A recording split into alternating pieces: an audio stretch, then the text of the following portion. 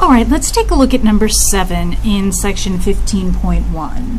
The instructions are to explain why the two figures that they give us show equivalent graphs, and then to draw a third equivalent graph.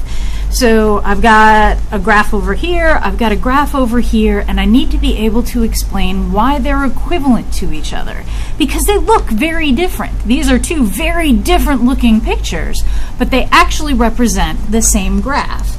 And how can we tell? Well, we need to know the definition of equivalent graphs. So two graphs are equivalent. I'll underline that since this is kind of a definition. And there are two things to look for. One, they have the same number of vertices.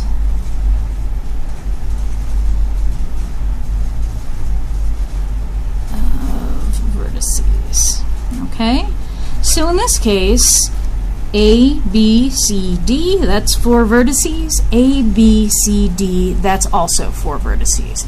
So we already meet the first condition. So what about the second condition? The second condition is that the vertices are connected by edges in the same way. Okay, so what that's telling us to look for is if in the first graph there is an edge between A and D, so in this case there's an edge between A and D, I'll mark it with a single line, then there needs to be an edge between A and D in the second graph. So I'll mark that one with a single line. A to D, A to D. Okay, well, let's look at the other ones. They all have to match up. If there is an edge between two vertices over here, we need to have an edge between two vertices over here. So I have an edge between A and C over here. I'll mark that with 2 lines. A and C, mark that with 2 lines. I have an edge between A and B over here. I'll mark that one with 3 lines. Edge between A and B, mark that one with 3 lines. And here's an edge between B and D. I'll mark that one with 4 lines. The edge between B and D, I've marked with 4 lines. All of my edges are marked over here. They match up to edges that are marked over here. So that means that these graphs are equivalent. They are equivalent because they have the same number of vertices and because the vertices are connected by edges in the same way. There are no extra edges in either one of these. Everywhere there's an edge in the first one, there has to be an edge in the second one. And so now the question that they're asking us is if we can draw a third equivalent graph. And this is kind of up to you, however you want to do it. You can put your vertices anywhere on the paper as long as you do the same number of vertices and connect them in the same way. That's really all that matters.